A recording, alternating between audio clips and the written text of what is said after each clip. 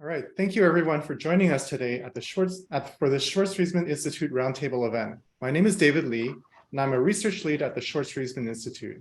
I'm also a professor in the Edward S. Rogers Senior Department of Electrical and Computer Engineering, the Department of Computer Science, and the Faculty of Law at the University of Toronto. I'm a Tier 1 Canada Research Chair in Secure and Reliable Systems, an associate director at the Data Sciences Institute, and a faculty affiliate at the Vector Institute. Before we begin today, I would like to take a moment to acknowledge the land on which the University of Toronto operates. For thousands of years, Toronto has been the traditional land of the Huron-Wendat, the Seneca, and most recently, the Mississaugas of the Credit. These and other peoples across Turtle Island have developed complex and effective governance systems based on respect for all life and the intelligence of the natural world. Today, this land is still the home to many Indigenous people working to reclaim their rights to self-determination and self-governance. And we are grateful for the opportunity to live and work on this land. Although we may all be joining from different places today, we encourage you to reflect on the history and relations of the land you live and work on. We've gathered at this roundtable today to have an informal and collaborative discussion about the future of cybersecurity regulation. In recent years, many countries have enacted or amended regulation to increase cybersecurity. For example, the United States recently passed the Strengthening American Cybersecurity Act. In partial response to the Russian invasion of Ukraine, and the UK has amended its Telecommunications Act to include greater requirements on supply chain and operational security. Canada's proposed legislation in Bill C-26 makes similar proposals. Today, we're going to discuss where such legislation might lead and the role of government in managing cybersecurity in the private sector. Before we begin, a few notes on the structure of this session. This session is being recorded and will be made available on SRI's public channels. We encourage participants to ask questions in the chat and share their thoughts during the discussion. We'll also take time towards the end of this session to address audience questions. I'm going to now introduce our panelists, and it's my pleasure to introduce them. So Mark Neppers is a chief security architect and fellow for Telecommunications. With master's degrees in both astrophysics and data science and analytics, Mark has over 20 years of experience in the internet, in telecommunications, and cybersecurity industries. As chief security architect, he has responsibilities for cybersecurity oversight and strategy across all TELUS technologies and portfolios, and leads the academic research programs for security. Mark also represents TELUS on Canada's national infrastructure forums, international forums, and advisory boards.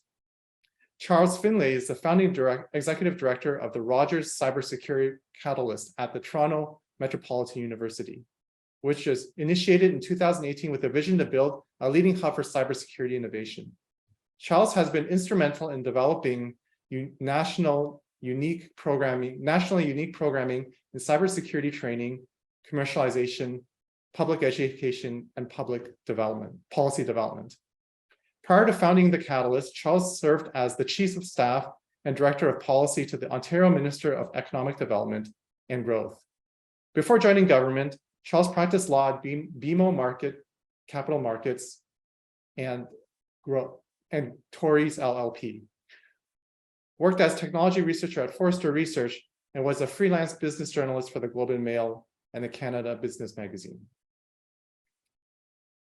All right, so on to our questions. The first question I have is, what is the government's role in ensuring protection against cybersecurity attacks? And I would ask Mark to take this first question. Thanks, David. Good morning, everyone. I'm glad I learned that Charles is a lawyer because I'm going to defer all my legal legislation questions to Charles. So that's it's interesting. I think the government can take many roles, and if we look at security, there's a lot of functions within security, and they range kind of from the pre-attack prep stuff to the post-attack recovery things. Generally speaking, without sort of, I don't think the government's role is to date or looks like it'll be terribly effective in sort of real-time response or activities. And so I think we tend more towards then having a preparatory role of some sort, right? And then you can say, well, what is the preparatory role that you could play in national cybersecurity? Some of that stuff is best practice and standard setting. So there's sort of is a minimum bar that I think probably is worthwhile being set in different places, right? Things like that. I think there's a real gap on the monitoring side of things. So if we're going to sort of accept the premise that cybersecurity is an important thing and for society and for Canada, all that stuff, there's a really important role in measuring what the impact is and what the actual attacks are, things like that, which I think a central authority can play. And then I think a key, this is probably kind of obvious, but a key role for government is to organize the activities of society around something, right? And I think this is where we have fallen down, but I think you need a concrete, like long-term, multi sort of year, 10-year strategy on cybersecurity. And by that, I think it has to also have concrete outcomes and stuff and direct the activities of something. So what we've currently ended up with is kind of motherhood statements, like, we will support research into things, we will encourage information sharing, that sort of stuff. But you have to tie that long-term cybersecurity strategy into the goals of the country or the nation as a whole, and then into its own directives, right? So one of the biggest things we're probably going to talk about, issues we're having right now, are issues around supply chain and globalization, right? So if as a country for 10 years you deem that we are going to get the majority of our products and services internationally and things like that, then you have to ask the question, what are the standards for those things? And then you have to set steps up to make sure the standards for cybersecurity are met on the way. That's the work. I don't think we want to call in the government during an attack. It's going to be too difficult, right? And that's maybe the last point, is the role of government likely is going to require some amount of prioritization, because you can't stop everything and you won't protect everything. And even countries that have, like, you could look at countries who have like the great firewalls and things like that, where they've firewalled the entire country and say, well, that's a great role for government. But you won't stop everything, right? And so there will be a prioritization, and then that sort of lands up at the feet of critical infrastructure. And so government will have to play a more active role on things the country and the Canadians cannot do without, right? But I go back to, a strategy would be a key thing to sort of organize the activity. So maybe I'll pause there. Thank you very much, Mark. Charles, what do you have to say? So thanks very much, David, and good morning, everyone. I am very much in agreement with what Mark just set out in terms of the role of government around this. I think, Mark's points about organizing society and prioritization, I think, are right on and really important. I mean, just to step back for just a moment, cybersecurity has moved from a technical domain into a major political, cultural, and social issue in our society and our economy. And governments, in my view, are going to react that way by aggressively introducing, we've seen this, we'll talk about Bill C-26 and other pieces of legislation, aggressively introducing legislation, not only to address the technical pieces and the facts on the ground, but also to address, in my view, the political emphasis that is now being placed on cybersecurity as a political and social problem. So the point that Mark makes around organizing society and around establishing priorities is critical. And that is something that government is going to do through regulation. But I also think we need to be really aware of what regulation does not do. Mark's point that it's not going to answer the technical, on the ground realities of a company or a hospital or a school that's suffering a ransomware attack. Government is not, in my view, going to play an active role in that.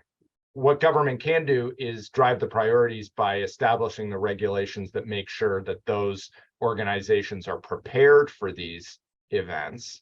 But then also critically, and this is something I hope we talk about a little bit more, government needs to invest in making sure that organizations, private sector and public sector organizations, can meet those requirements, that they have the people in place so that those requirements can be met, that the expertise exists, that entrepreneurs are supported building businesses that are creating products and services to meet those needs. So government's role in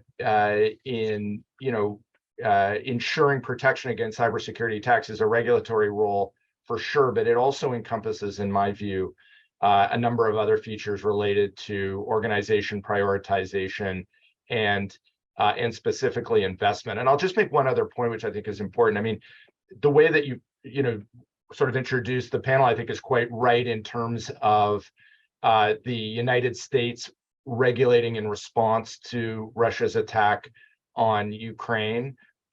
Governments are going to respond to international dynamics and facts that emerge, and that's also going to be an interesting part of watching this regulatory development, is seeing regulations respond in real time to international dynamics like the war in Ukraine, like the rise of other authoritarian regimes, and what that means for international democracy.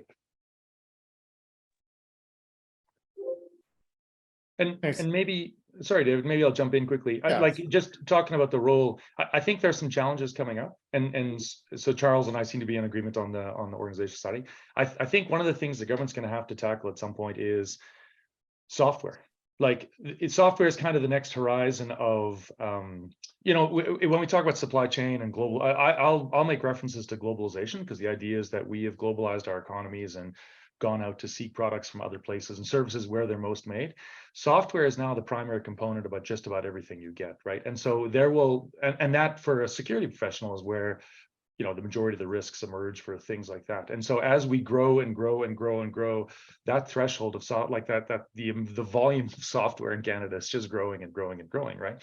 And so if you're going to see cybersecurity threats come out, they are going to take a large part into amount into software. And so as a nation, you have to decide, like, what do you want to do about that? Do you want to have institutes or standards or places like a CSA, a Canadian Standards Association, says this is a minimum threshold for software, or this is a software feature, or what? Or can you even keep that in? If you look at open source, can you control things, right? And those are tough questions, but they're far more specific and focused than simply saying, let's do info sharing, right, or something like that. Like you have to sort of look at the needs of the country and sort of plan things out. And so I'll leave that out as an example of one of the more concrete things to look at. Yeah. Yes, certainly. I've seen that software has grown increasingly complex too. So I'm totally with you there. All right, maybe we'll move on to our second question. We can always come back to these very interesting points. So the second question is, what trends in legislation governing cybersecurity are on the horizon, and how will they be implemented? And Charles, I'd like to invite you to take this one first.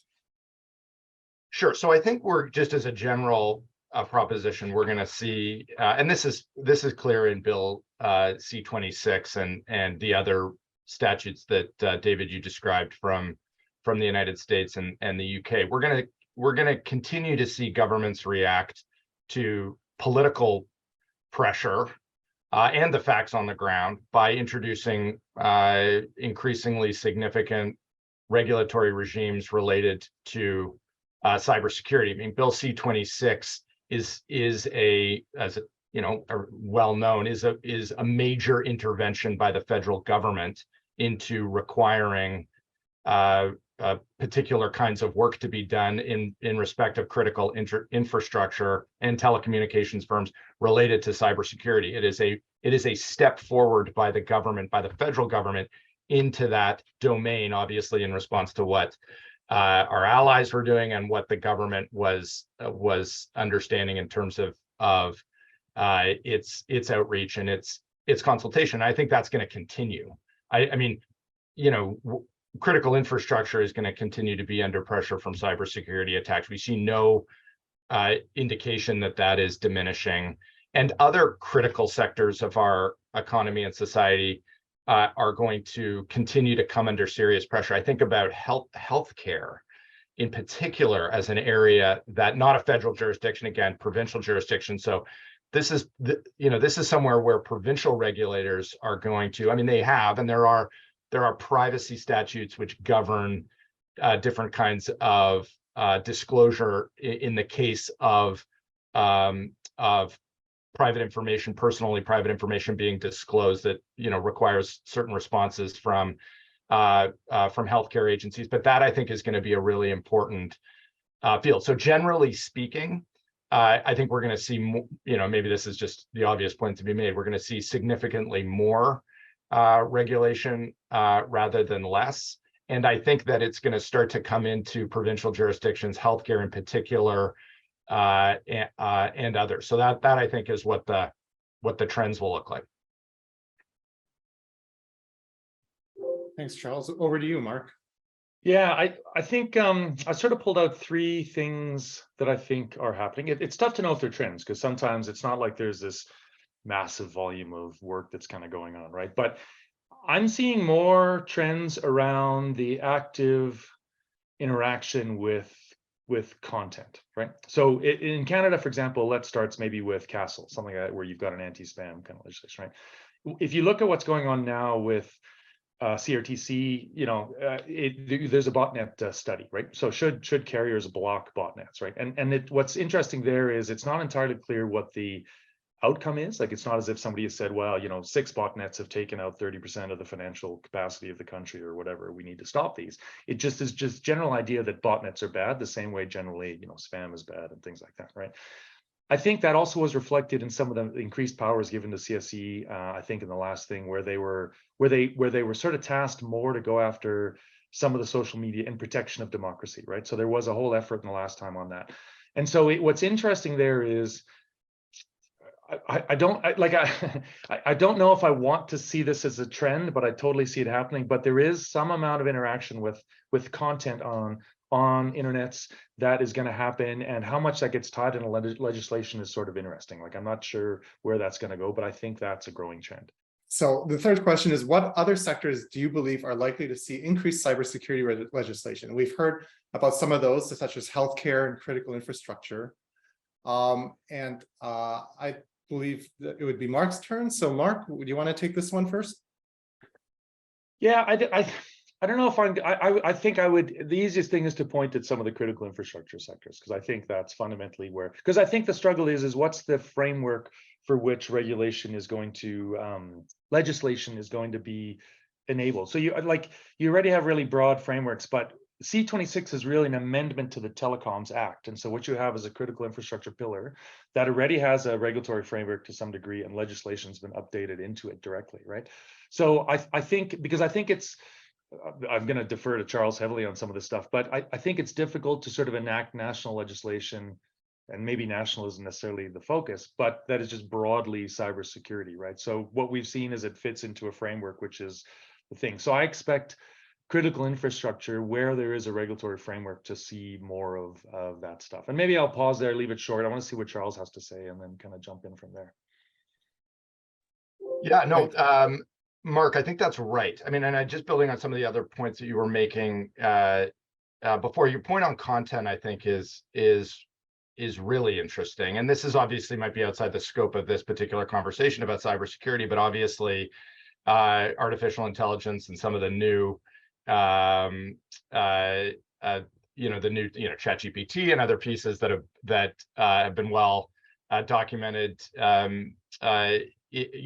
raise really interesting regulatory questions around content, and how content can be regulated from a security perspective without violating charter rights and other kind of pieces. So that's a really that's an interesting point that that you raised. But I think critical infrastructure, I think C26 is designed the way it is because critical infrastructure protection is what the Canadian what Canadians need, and what the government is really focused on. I mean, what they're trying to prevent, obviously, and this is clear in the legislation and in the discussions that preceded it. What they're trying to protect from is a disastrous attack on critical infrastructure, and that's what, in my view, why C26 is designed the way it is, focusing on those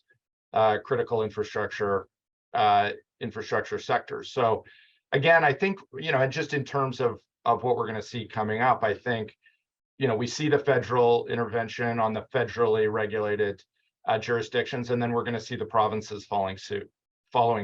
So I think we'll see all the provincial jurisdictions, like I mentioned, healthcare, following with pretty hard-hitting cybersecurity regulation in my view. So, so those are, some of the pieces I would say. And I should just jump in and quickly clarify. So you're right. C26 is aimed at more than just telecom. Sorry, I have a bias there. I think there were about 3 industries that were kicked in there, and clearly I'm tied to the one that, to one of them, right? So, but it's not the full CI sector. It's sort of a narrow range of ones that are in there. And then the one maybe controversial color I'll add there to that is I'm not convinced C26 is designed to protect against attacks. Like, I think the problem is what C26 is trying to do is against potential. So if you look at some of the stuff that the US has done on supply chain stuff and global stuff, it's about market share, it's about intellectual property and theft, and it's about aligning cybersecurity to what their trade and national, well, I mean, they've tied national security to sort of national prosperity, and so a lot of that stuff is really tied to foreign competition. So again, C26 may have the effect of stopping attacks and sort of enabling that sort of stuff, but right off the bat, the primary provisions are the ability to ban things, right? Like to stop things, and that really is tied to the belief that if these products or vendors or things of origin from a state actor get into our chain, they could undermine something in some fashion, which is not really defined, right? It's not as if there's suddenly an attack. Well, there's different types of attacks there. So I just wanted to highlight that as it's very much tied not only to cybersecurity realities and attacks, but also this combination of what the national strategy is around trade and all that other stuff, right? So, yeah, I think that's a really important point, and I think it kind of presses on a key issue around regulation in cybersecurity. I mean, C26 in its requirements for cybersecurity plans and its requirements for different kinds of disclosure, promotes. Or the hope is that in these critical infrastructure sectors that regulated entities will themselves advance their own cybersecurity posture to meet these regulatory requirements. But it doesn't do anything actually itself. That is, the government actually doing anything to advance cybersecurity. And this is a problem. I mean, this is just and again, this may be so elementary, I'm embarrassed to say it, but this is just a regulatory issue generally, which is that you can use it to try to get different actors to meet a certain standard and in that way help advance cybersecurity. But it doesn't in and of itself advance cybersecurity. And I think this, in respect of cybersecurity, this is a really important point, because unless we in Canada are going to match the requirements that are now being posed with investment and attention to different kinds of actual capacity building in cybersecurity, we are still going to fall short. And I think in particular of the labor market. I mean, we are facing a huge labor market shortage in cybersecurity in terms of trained cybersecurity operators across the private and public sectors. I mean, this is just a dynamic of cybersecurity right now. And Bill C-26, as important as it is, isn't going to answer that question. And companies, regulated industries are going to scramble to try to retain people to meet the standards that are set out in C-26. So again, we come back to what the role of government is and what part regulation plays. It sets a standard. It's important in that way. It brings, it acknowledges priorities. It establishes standards, as you just mentioned, Mark, but it doesn't in and of itself do anything, and it requires that investment in order to really work. And that investment piece is something that we're waiting for. Federal government's made some good moves on investment, in both on the law enforcement side and on the economic development side in respect of cybersecurity, but considerably more needs to be done if Bill C-26 is going to matter. Yeah, totally with you on the investment there. And I would like to mention, so Bill C-26 does mention a wide variety of industries, including transportation, power generation, nuclear, healthcare, and finance. I guess it's just more the current implementation really only covers the telecom sector and only in a very specific way. But there appears to be language, or the proposed implementation will only cover the telecom sector initially. But I guess there's language in there that seems to extend beyond just that initial bit. I guess the question is, will there be more follow-up on that? Well, I don't want to be the guy who rewrites history to make C26 all about telecom, but if you look at the history there, like there were two specific vendors that in our sector that they're targeted at, right? And I think you're going to see, so the theory is if that trend continues, you're going to see that follow into other sectors, right? So if you're using whatever, if you're in healthcare and you're using an insulin pump from a given manufacturer that somebody says, oh my gosh, that is now that pump is too involved with a state actor, then the regulation starts giving you that ability to ban things or do whatever it is. I think the one problem there is that's very much whack-a-mole. We use that term a lot, kind of in security, like picking losers like that is tough. And maybe to Charles's point is if there is no domestic capability to replace the thing you're banning, that becomes really tough as well. So then you start also now influencing economic outcomes, right? So if there are only 3 insulin pumps and you ban 2 of them, then we will pay the highest price for the last insulin pump. And I don't want to put anyone at hostage here around what the money is, but that's a difficult position. And so this is where, if I can echo myself, this strategy comes in where you've got to make investments saying what's important to us. Like if I really think state actors are wrecking insulin pumps, then I'm going to have to invest in a domestic insulin pump or a safe insulin pump market, right? And I think you're, again, so pointing to trends, you're starting to see some of this friend shoring or ally shoring or whatever it is, where you start saying, well, we'll only source for our allies and stuff. So I do find it really interesting in legislation how it competes a bit with what we've always thought, globalization, or where things have gone on the way our economic focus is. And those have to be tied, right, I think. So anyway, I'm probably repeating myself at this point, so I'll move on. Yeah. Not at all. Okay, so the next question relates to some of the things I've already. Oh, sorry, Charles, did you have something to say? No. Or do you want? Okay, sorry. You looked like you were going to say something. We've kind of mentioned privacy, but while we're talking about Bill C-26, this completely separate from our privacy legislation, which is also being amended, Bill C-27. So the next question is, would you say national security is becoming an increasingly large driver? If we want to call it national security, we've also called it kind of economic and strategic interests for this cybersecurity regulation, as opposed to traditionally, it's just been about privacy and protecting consumers, but now we're seeing more strategic national interests coming in. What's the balance going to be between those two going forward? And I've lost track here. I think it's Charles. I think you have this one going first.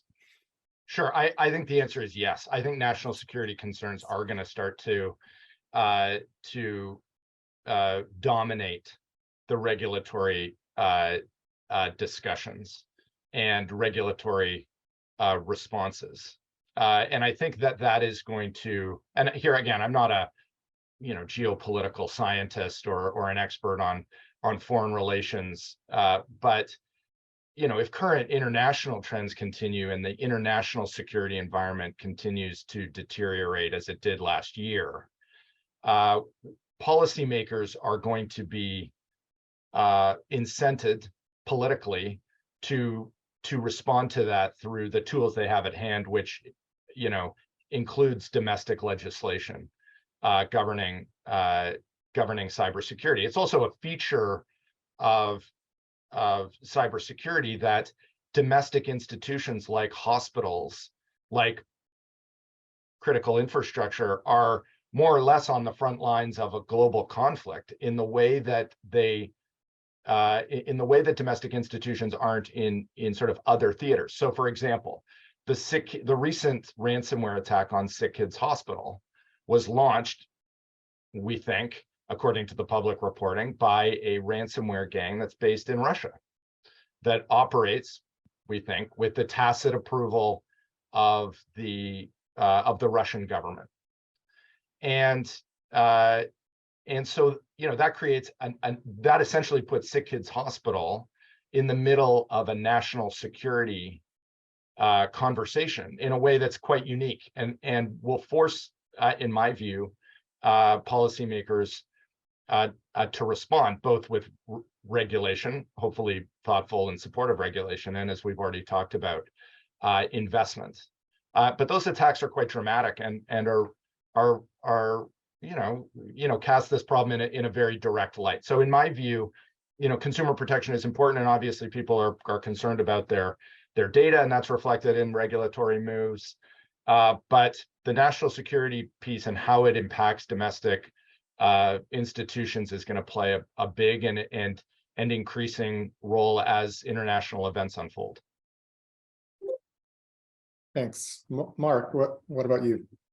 Yeah, I generally agree on the national security in what we're seeing. Like, I think on the privacy side of things, there sort of is broad regulation, both federally and provincially. I'm not saying it's perfect, and it definitely is being updated, but it's sort of been there, right? On the criminal side of things, a lot of cyber stuff is actually, well, again, I don't want to extend beyond my capabilities, but criminal code covers a bunch of stuff, and there have been provisions extended for cyber things and stuff like that, right? And so I would generally agree that I think the gap is more on the national side of things, and that's, I don't want to reiterate what I've said before, but I think it's tied to some of those things we've talked about. The one, maybe the one thing I'll have is the problem with some of this ransomware stuff, like for example on Russia, is the question is it state actor or is it criminal stuff, or are they intermixed, right? So to some degree, ransomware, whether if it's based in Russia, will eventually move to some other country that's if you get it there, and that may not be the national security threat. It might be a financial threat, right? Like, and those will happen and all that stuff. Just because they're based in Russia doesn't mean they're necessarily affiliated with the government. That's kind of the one aspect. But then the second problem sort of is that we know that, or it seems to be shown that some foreign governments, and I think the Russian one is one of those, do leverage or tacitly approve of the work that their criminal hacking groups kind of do. And that's where it starts blurring into, so when does that crime aspect become a national security thing, right? And it's interesting. So I think it's really important if your hospitals go down with ransomware. I think that's fundamental to the nation. You got to fix that. But if something less important, something that isn't the critical infrastructure goes down under a ransomware attack from a Russian-based thing, the government is going to it's going to be interesting to see whether that's deemed sort of national security sort of thing. And I guess that's why I sort of think our legislation is likely ending up focusing on the critical infrastructure side of things. But in general, I see it mostly as the national security issues. And I think that's just, I think national security used to sort of be very much, I mean, we're going back a while, but kind of a little more physical based. And as we've gone more and more digital, those boundaries have blown apart, right? And I think that's why you're seeing some of this reaction into national security and initiatives for cybersecurity, right? That attack surface is so much larger now. So,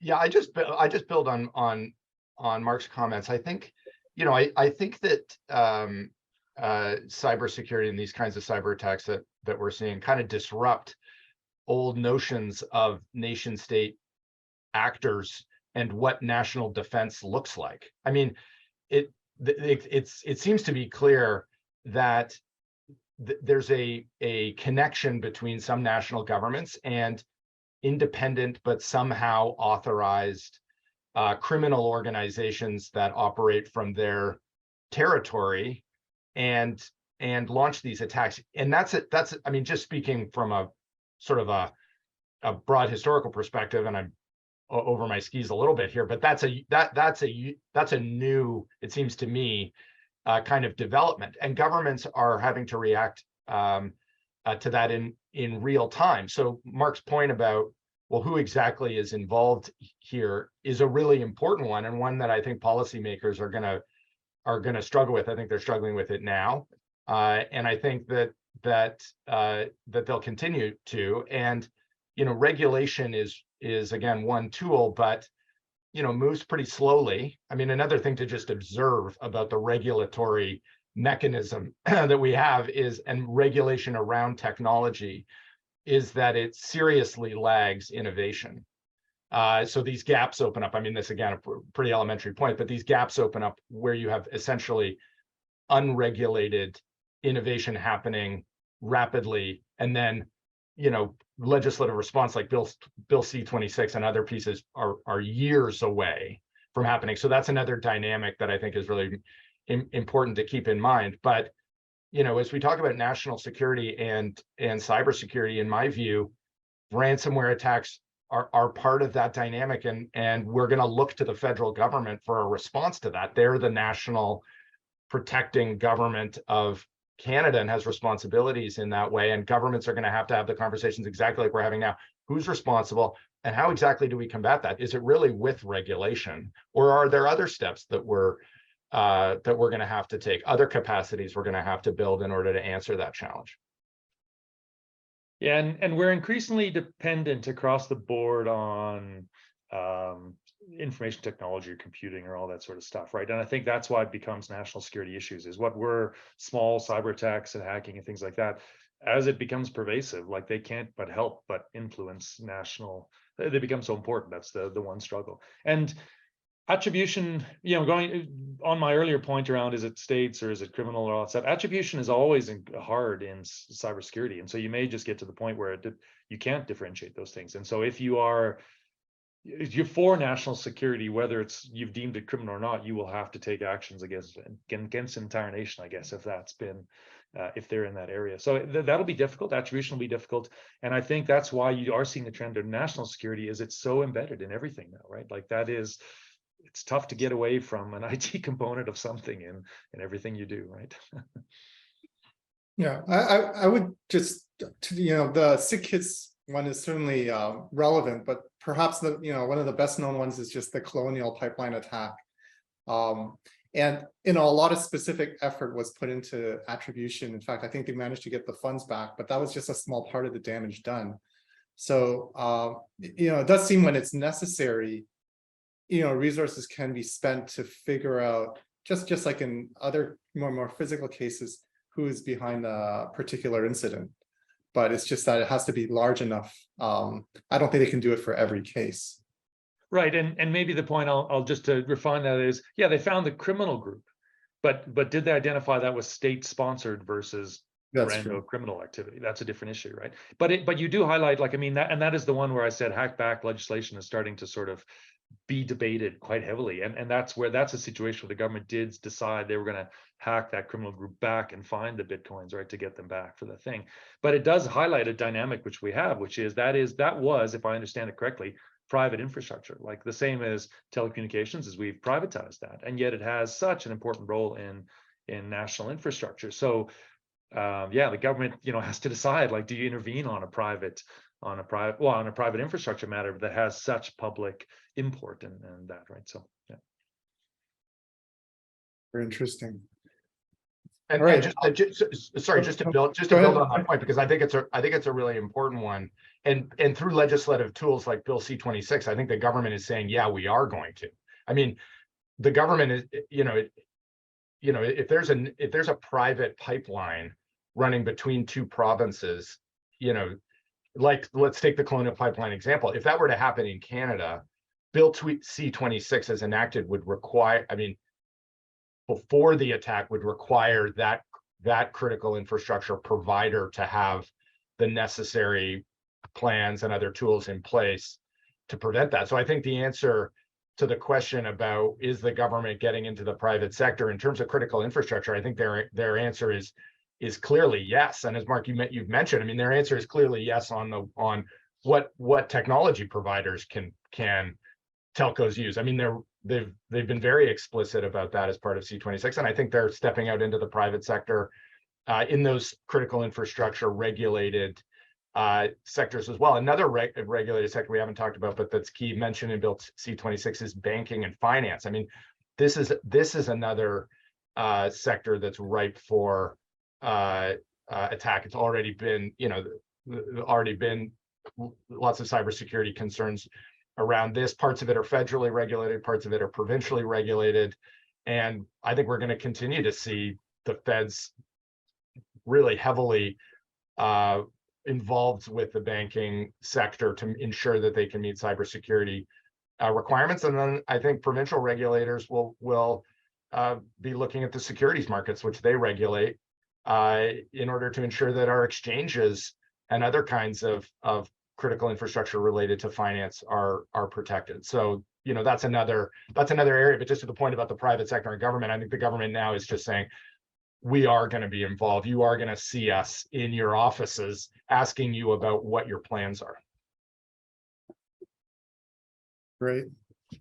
All right. Have a couple more questions here. So We've been talking about Bill C-26, which is I guess the expansion of the Telecom Act to have more cybersecurity and also cover other sectors, as we mentioned.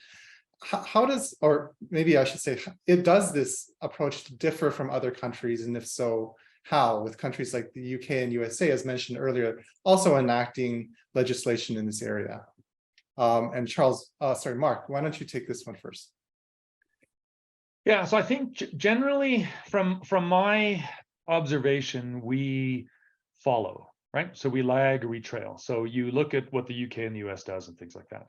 And then I think, as we've seen, from what I'm seeing, the US tends to lead with kind of economic. They have this economic power and weight, and so they tend to throw that around to sort of get the outcomes they want. If you look at the UK, they have done C-26, but they did it 2 years ago, right? And they have a series of amendments, policy statements come out, programs kind of come out, and then the law kind of comes out, and they've gone further than that. So where C-26 says you need a cybersecurity program, the UK Telecommunications Act has now gone further and said, here are specific guidelines you will take. And they start talking about things like what they think about remote access to management systems for critical things, and what they think about for software. And so they actually have gone quite granular, right? And so my experience has been that I would expect that the Canadian government at least considers that sort of similar legislation 2-3 years later.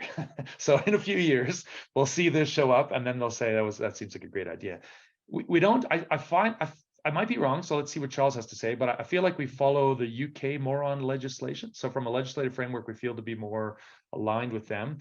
But we are definitely influenced by both the UK and the US's priorities, right? And so, the C-26 in terms of the actual ban of, we've talked about the technologies before, definitely was peer pressure in a lot of cases.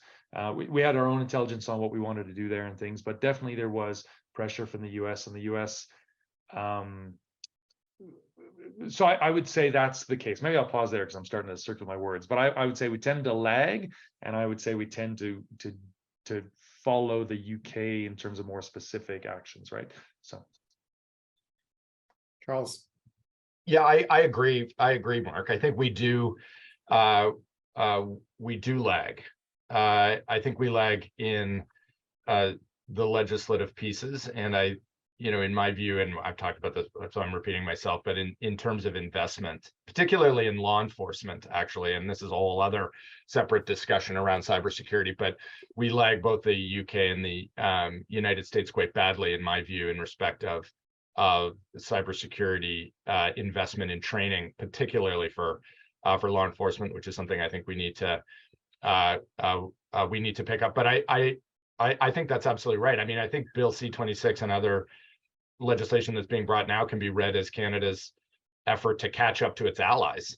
I think, in fact, it's been quite explicit that others of the Five Eyes have said, we want to see Canada enact strong cybersecurity legislation like this. So that's certainly my reading of it, and I don't see any reason to think that we're going to sort of jump ahead of the United States or the UK on this. We'll probably continue to watch them. The UK is particularly interesting for me in terms of some of the work that they do around cybersecurity, in particular their government's engagement with the private sector is very strong, and they have very strong linkages between law enforcement agencies, government agencies related to cybersecurity, and the private sector, not just the largest companies, but other small and medium-sized businesses, which I think is really interesting and something I think that Canada could follow pretty profitably. So that would be some things that I would sort of note in terms of that, but certainly agree with Mark that we are not a trailblazer in this area, and it's a question, I think, for us as to whether we want to be or not, or whether there's a benefit to being a fast follower and ensuring we get it right and building on the experiences that we see in other countries. There definitely are some having done some work at the federal level around work that's similar to the UK, we have definitely approached things notionally in the same direction, but then had our own Canadian slant on it, right? So there are some work that we've done at the telecom side, on the national security side, that has been aligned, but and yet is sort of, you know, innovative. And there are some things we would point to as Canada being the only people to kind of do this, but they're very difficult to talk about because they're kind of at that national security level, right? On the criminal side of things, I think that's actually really interesting. So from a legislation point of view, if you look at the way the US prosecutes cyber criminals, again, I'm not a criminal lawyer or a police officer in any way, but they're really aggressive. It's like, it's known that if you get caught for hacking, you might get some, you know, some might call it appropriate, but some really egregious sentences for things like that. And if you look at the UK, it's kind of gone the opposite, where if you are a teenager that's been caused hacking, and we might point to the events today on what's happened to our event, depending on the country you're in, that can get you jail time or a slap on the wrist. And there's quite a large disparity between the way they have, the way they punish cybercrime, right? And to the point in Canadian systems, like I said, I think a lot of the hacking's covered in criminal code and things like that. But in my experience, we would have a difficult time. We have a difficult time resourcing cybersecurity problems here. So if I, as an industry, if I go to RCMP, you know, which is the National Center for Cybersecurity and things like that, and say, here's the issue, it is really, we have found it really difficult to kind of get, there's a certain threshold you've got to be at before that engagement kind of kicks in. And so it's worth discussing what we want that capacity to be. And then, like Charles said, is you got to invest or train or whatever it is. And then it's probably worth discussing what you want to do on the prosecution side in terms of I think that's included in legislation, but I don't know if I want to go all the way the US has gone. Personally, I guess we're into opinion now. The US is amazingly aggressive, and I think can put mild cases, can treat them too aggressively. And I think you need to sort of you need to acknowledge that some of that stuff was happening. I guess that's more the UK attitude, is some amount of benign cybersecurity issues don't need to be prosecuted as heavily as the US thinks about it. So anyway, I'm starting to get fluffy around the edges there, but I'll stop there. I do think prosecution has been quite different in the different countries, right? And I don't know, Charles, I don't know if you have a feeling where we land on that sort of thing. Are we in the middle of the scale, or do we tend towards one or the other? I don't know. Yeah, I think it's such a just the way you've put it is really important, Mark. I would say that we do fall in the middle, and not just in cybersecurity. I mean, I think it's just a sort of a prosecutorial culture in each country related to other things. For example, and you know, just to echo your point, I think the United States has been much more aggressive. Its prosecutors are more aggressive. I mean, just generally speaking, the prosecutors in the United States are resourced to be aggressive, to indict foreign nationals aggressively. They've done this around cybersecurity. Even if they have no chance of bringing those individuals to justice in the United States, they will not be afraid to unseal indictments in the United States that allege serious crimes against foreign nationals that are committed in the United States, which is sort of a prosecutorial technique that's pretty aggressive. And the sentences are just, much, generally speaking, much more serious. I think that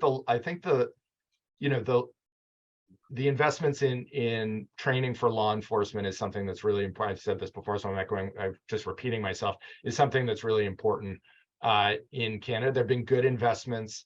RCMP, Mark, you mentioned the NC3. There's obviously the Communications Security Establishment. There's the Canadian Center for Cybersecurity. All these pieces are terrific and important. But then there's the law enforcement agencies at the provincial and sub-provincial levels that really need, in my view, more investment so that their officers can respond to cybersecurity attacks that are happening within their jurisdictions, which is something I think needs to happen sooner rather than later. So I do think that we fall somewhere in the middle between the United States and the UK in terms of sort of our posture towards these pieces, and I think there's something we can learn probably from both jurisdictions. It's the case you raised is interesting because that's the classic case, right? Is somebody goes to DEF CON in August or whatever it is, and suddenly, they forgot about the cyber, they were on the wanted list 10 years ago and they get nabbed, right? They hit Vegas and they kind of get nabbed. And that's classic for the US, right? But the interesting thing too is in the ransomware attacks the last few years, you did see them go after things and, telecom's fine and all that stuff, but then they would hit hospitals. And there was sort of this talk, and there's been some reversals where ransomware crews have said, oh, we'll give you back the keys, right? Like, we didn't know you were a hospital or whatever it is. And so what is kind of interesting maybe to discuss is whether that aggressive prosecution in the States, whether it has some of this deterrence effect. Like, do we actually believe that it would have, hackers say, well, I'm probably not going to hit, like, I love my hacking, but I don't want to go to jail just in case, so I'm going to avoid the US, like we'll go after Canada instead, kind of thing. And the same thing where you see these crews saying, well, hacking's great, get a lot of money, but let's just avoid the hospitals because we're going to get hacked back on things like that. So I'm kind of curious to know, it would be interesting to see if there actually are any deterrence effects, like real material ones, due to aggressive prosecution legislation in those areas, if you do target those. I don't know if that's been proven yet, but there is some hint that maybe it's effective. But I also think it picks up a lot of victims as it goes, because that's a fairly aggressive approach. That's always the thing, right? So I think that's a really important point, Mark. I mean, one of the most interesting episodes in cybersecurity kind of history that I look at is the 2016 hack of the Democratic National Committee and what happened with the 2016 elections in the United States, and why the same thing didn't happen in 2020, and what the posture that the United States took in respect of that event that prevented it from happening again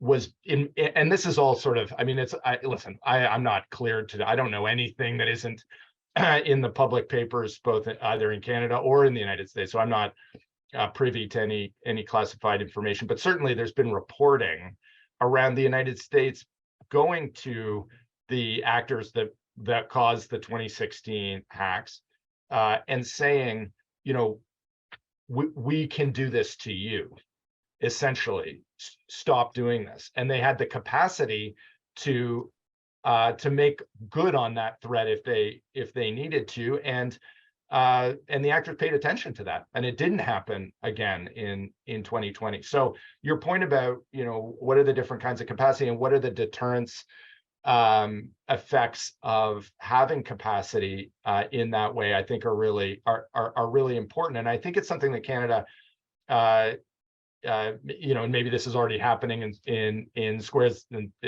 at tables that I'm not privy to, but that's certainly that deterrence impact, that ability to act internationally in that way, is something that I think is important. These are all really interesting points. So I mean, maybe the legislation and regulation isn't that different, but I think what I'm hearing is overall strategy can be quite different, as well as just, I guess, tendencies. I guess, the US has always been more perceived as a more litigious society in general, and maybe this grows a little bit out of that as well. So we're on to our last question, and before I start that, I want to invite the audience to also start posting their questions. I think today what we'll do is we'll just have, if people from the audience have questions, if they could post them in the chat, and my staff will collect them and then put them, and then I'll ask questions on behalf of the audience here. So if people can start doing that, and I'll just pose the last question that we have here, which is, how important is regulation to improving Canada's cybersecurity posture? I think we've answered some of this already. And what are some of the other important pieces of the puzzle? And Charles, I'll let you take this one first. Yeah, so I think we have, thank you, David. I think we have touched on a lot of these issues. And I think that the discussion, we've had has framed very well the importance of regulation in terms of the power to set standards and the power to drive action, in the public sector, in the private sector, in the public sector. But also, I think we've talked about its limitations and how it needs to be in my view, enacted in parallel with other moves that the government needs to make. So, we've talked about training in particular in terms of adding cybersecurity capacity for private sector operators, for public sector operators, for law enforcement. I think that's really important. And let me just say, just sort of as we come to the end of the discussion, I think there's an enormous opportunity for Canada to be a leader in cybersecurity as an economic development, matter of economic development, a matter of innovation and value creation. All the pieces are there in Canada. The post-secondary sector is there. The private sector is there, very strong. A telecom sector, very strong infrastructure, very strong, IT sector. All of those pieces are there for Canada to really step out and take a lead in terms of developing world-leading companies that are creating products and services that lead the field. So again, we're getting way away from your point about regulation, but there's a tendency in some of these discussions around cybersecurity, and I'm the worst offender, to sort of it be a kind of parade of horribles about the threats, and this is what I certainly fall into this trap all the time, and we haven't here in our discussion, which has been great, but there's to over focus on the threats and under focus on the opportunities for Canada, and that's another place that government can really help. The collaboration between the private sector, the public sector, and the academic sector in Canada is critical. And that's a place where government can convene all the parties to drive cybersecurity innovation. So again, I'm getting away from regulation, but I just wanted to make that point, which I think is important. No, that's absolutely what the question was, is other than regulation, what are some other important pieces of the puzzle? And we've heard training, which I certainly agree with, and also more investment in developing capacity, and also collaboration between sectors. Mark, what about you? What do you think of those? I'm definitely not necessarily a small government guy, but I think I want to downplay the role of legislation a bit, because generally speaking, it's too rigid once it's in, and it's too slow to come, right? So the problem is it's really a reactive effect and things like that, right? And I think my perspective or aperture is kind of that a large infrastructure provider, and my experience is at that level, organizations really are doing kind of the right thing. So we're doing many things that are kind of good that we did need legislation for. Again, I'll say that C26 comes 15 years after telcos already started tackling some of the issues that were in, at least for our industry there. And really that's almost about enshrining in the norm that has been previously established. So we have security programs, we have all that stuff. So is legislation going to solve or save everyone? I don't really think it is the case. Now, I do think it's healthy to have friction. Like, I do think that you can't leave people to self-regulate all the time. There is some amount of healthy friction, and that just keeps everyone honest on that. And that's where I see these minimum bars kind of coming up, which I think C26 generally, if we ignore some of the sort of the fringe elements and things like that, is kind of aimed at as doing. So I think that's the more important legislation role. But I just want to emphasize that it's usually informed far before then, in some amount of collaborative approach way before that. And I think so that's what's going to help you out more, is engaging the industry sectors and things like that, and establishing the work and getting that in there, so you have the basis for whatever you think you need to then enshrine in legislation going forward. I'll just bookend it and go right back to my starting point. I think the first point I made was the missing piece really is that strategy component, right? So the risk is that legislation becomes reactive, and then you've simply failed because you're always behind the ball on that. So you need to project forward. And that's right. We talk about what is the goal of the country, what is the posture of the country relative to what it needs and what it makes and things like that, and all those other things. And I think the other thing that is not present yet and needs to be is a more targeted understanding of the threats. I think if you say we're going to fix cybersecurity, it's like saying we're going to fix war. I don't know if that is a concrete enough to make progress. So I think you need to say, we are going to prevent like a specific action, like we are going to prevent the energy grid from being turned off. And then you have initiative that goes after that, and then you measure it. And I think that's what needs to happen. And those, again, Charles says maybe we're not at the table for those things. Maybe those are behind the scenes on that, but that's probably an element that needs to come out, is very specific or more specific targets on what we're trying to protect and prevent. And I think the other thing is we need a clear understanding of what the threshold is, because you can't protect everything.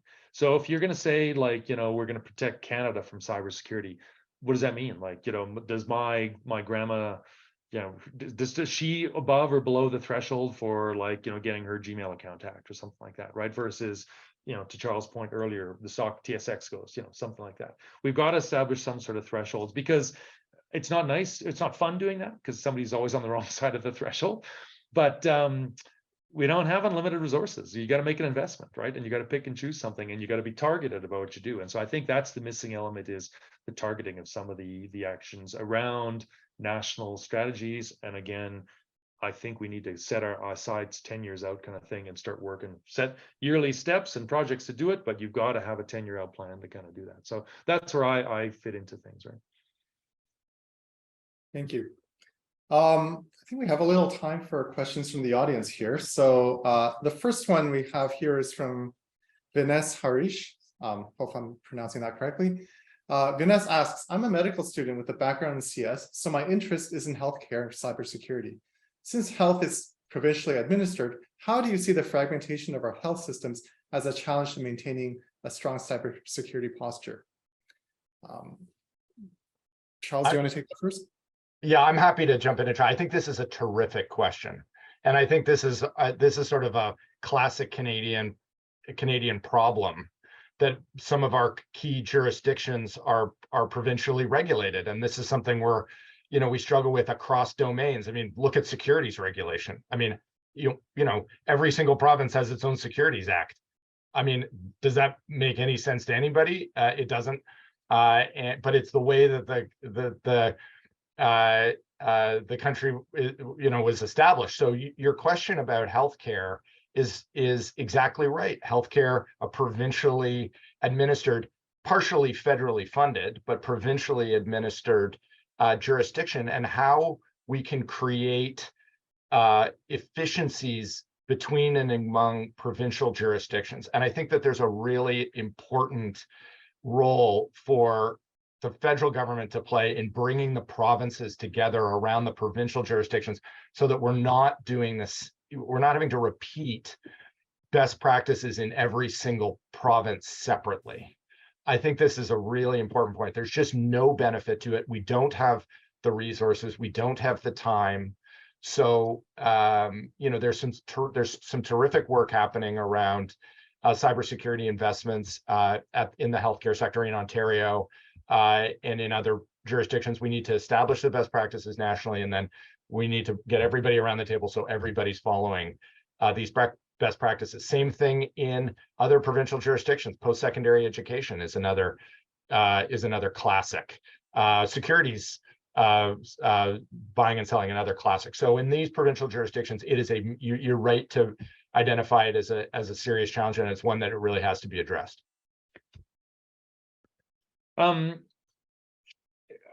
It's no fun if we agree, so I'll go for the counterpoint a little bit.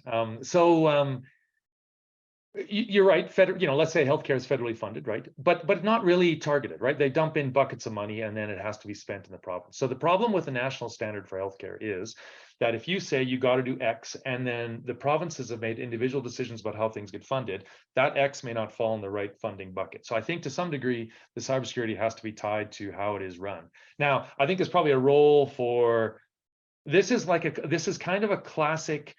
To me, this is like a classic problem in cybersecurity is, and we see this in, for example, the botnet framework that the CRTC is investigating, is they kind of come back and say, everybody's doing something, you're just all doing it differently, and we want to sort of normalize it to some degree. So I think that's a valid role.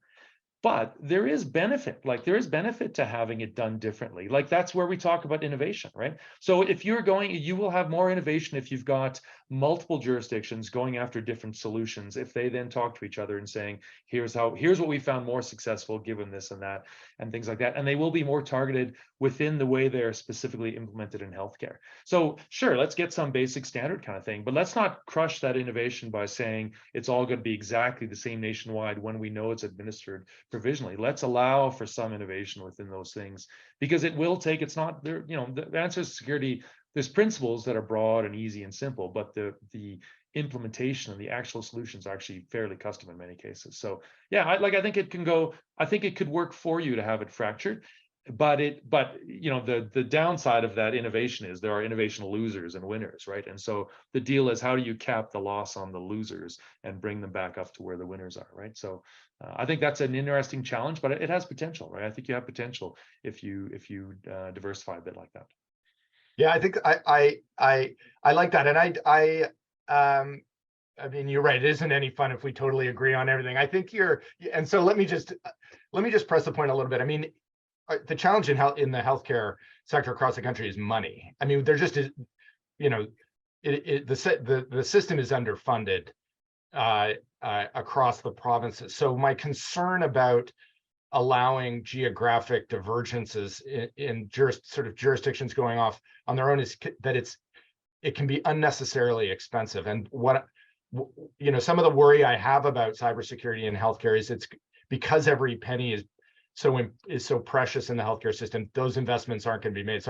So my interest in kind of thinking about coordination and pooling of resources and finding efficiencies of scale between provinces and the healthcare system is so that we can drive results at the lowest possible price point. Let me just make one other, and that sort of on that piece, just one other, again, glaringly obvious point, but probably nowhere else in our sort of broader public sector is cybersecurity more important than healthcare, because there's no other place where we must have technology reduce cost.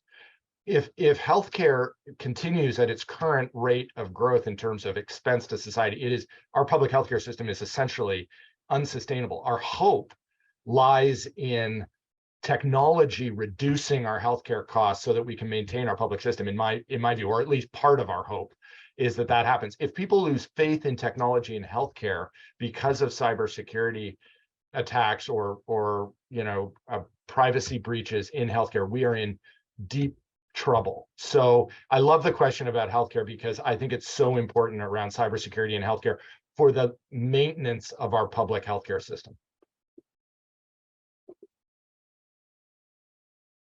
Some really interesting comments here. So we have another question here from John Gannon, and he asks, when we talk about hacking back, I presume we do so explicitly as a state, often targeting those other jurisdictions.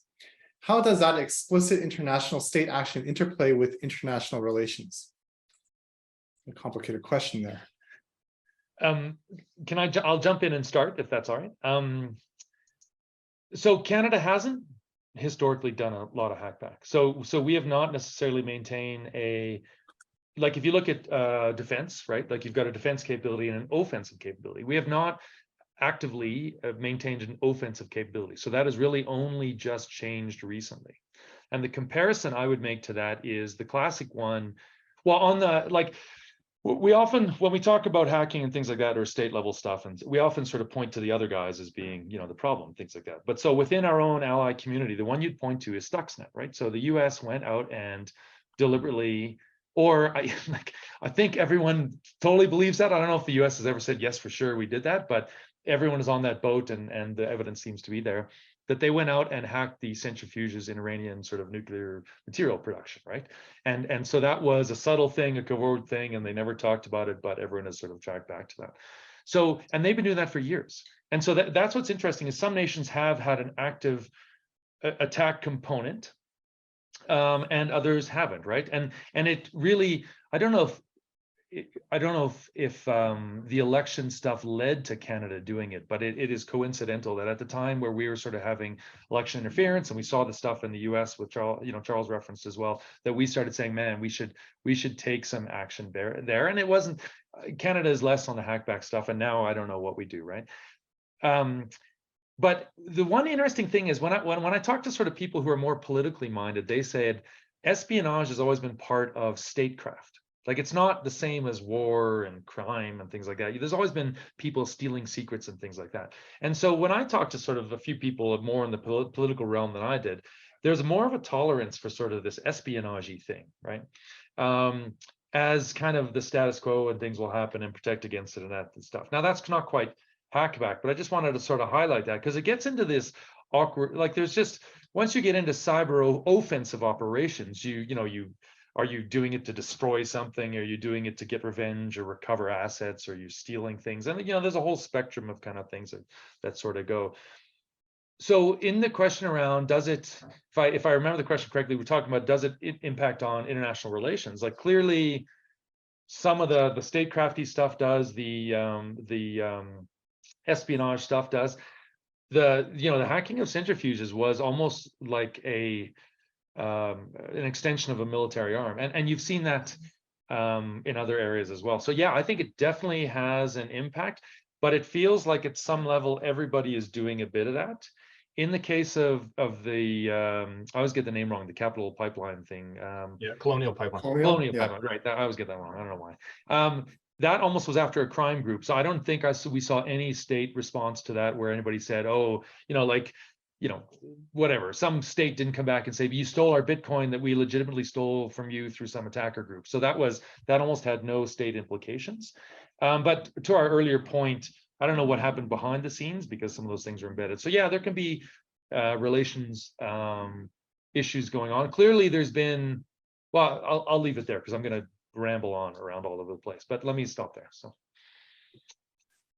Right. And I do want to kind of clarify too, like, we've just been talking about cybersecurity incidents. I mean, cybersecurity can be on the espionage side where you're just collecting information.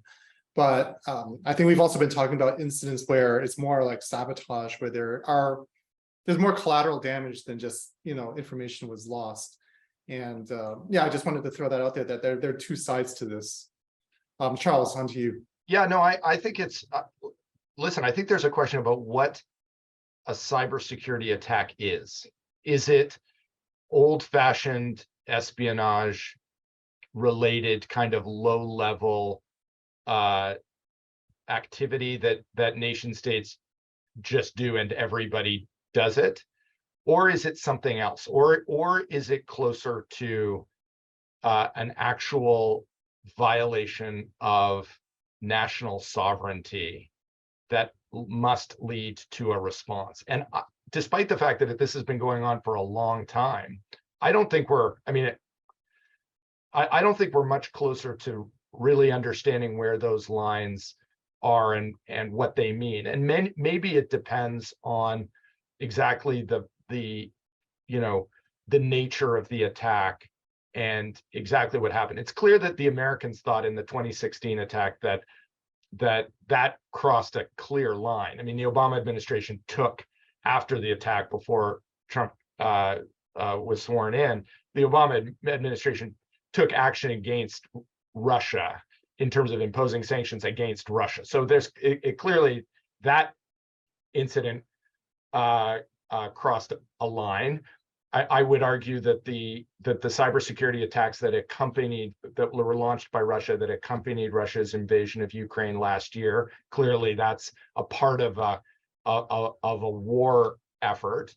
But then there's a whole gray area as well about about IP and about general espionage that's happening, and that, candidly, I mean, I think we have to admit this, lots of different states are engaged in that kind of work. So I think it's a really open question, and I think it's only the questions are only going to get more complicated because the interventions are only going to become more kind of unique, especially with artificial intelligence, especially with some of the features around quantum computing that we're going to see, and other kinds of new technologies that are going to be deployed. And again, I talked about the lag between regulation, between innovation and regulation. I think there's a lag between innovation and, the political science or whatever that has to follow so that people understand what the implications are. Yeah, and maybe the last point to add there is that the problem with hackback has always been,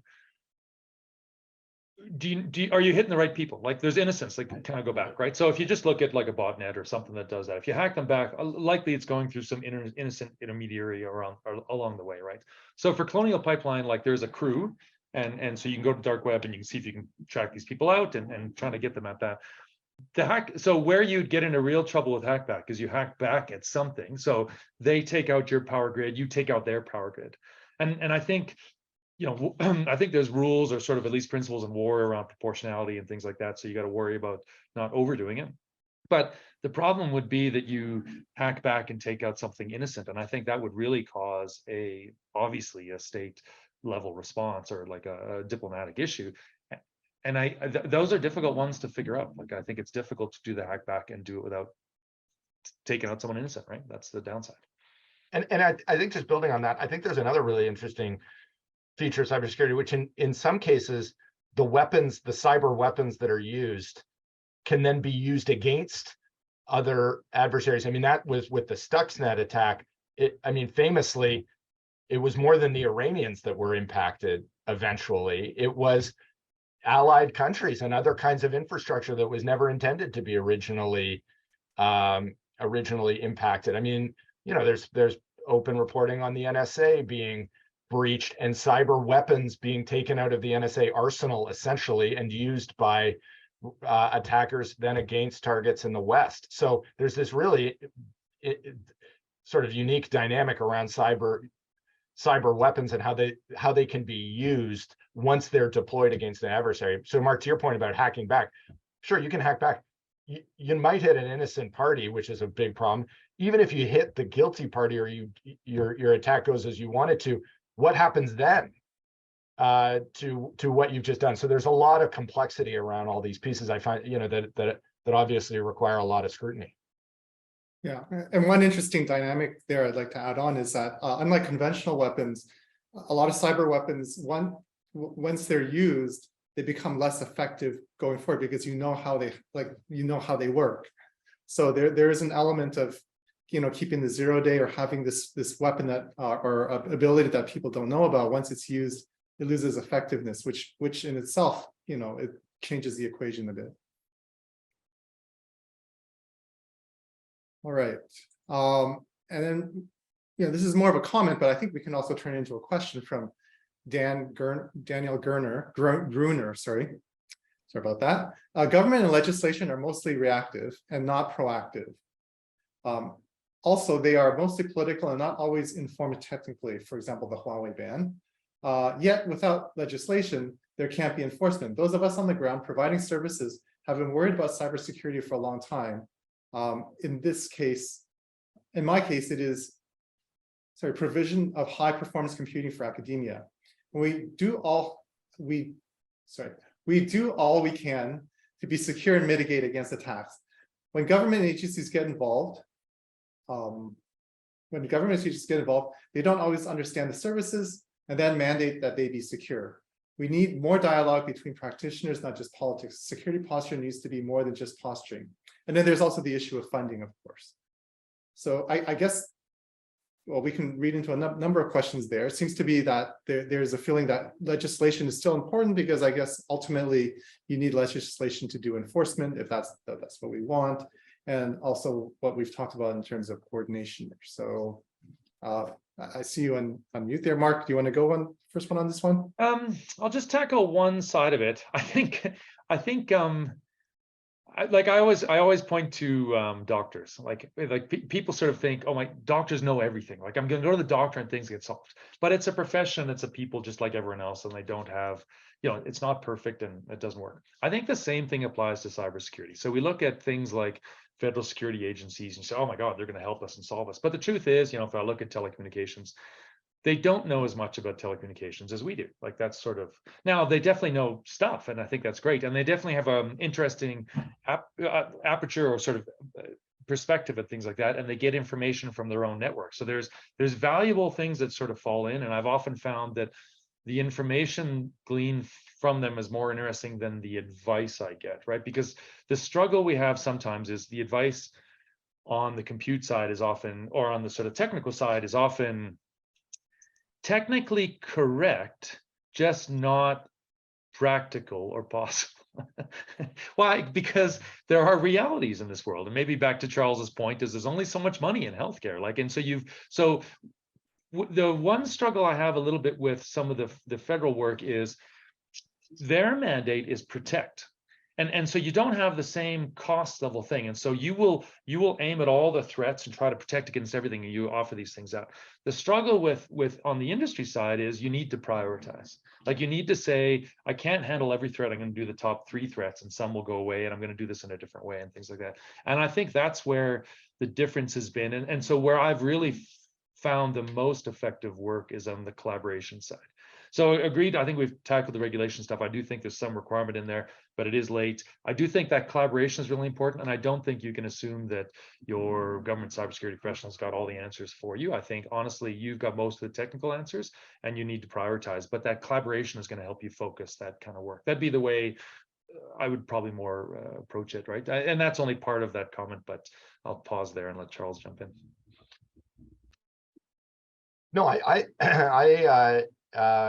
Mark, once again, I agree with you, and I think that's right. I mean, I think that, you know, there's a few different levels here. I mean, and the comment is quite right in noting the lack of understanding. I mean, the lack of understanding at the political level is profound. I don't think anybody should, and I, you know, was a political advisor, and elected officials play a very important role, obviously, in the whole system. But I don't think anybody should underestimate how little understanding there is typically at the elected level about the exact technical features of this kinds of systems that are trying to be protected by cybersecurity. They're working at a whole other level that's influenced by other pieces. Then you get into the agencies and the regulatory authorities.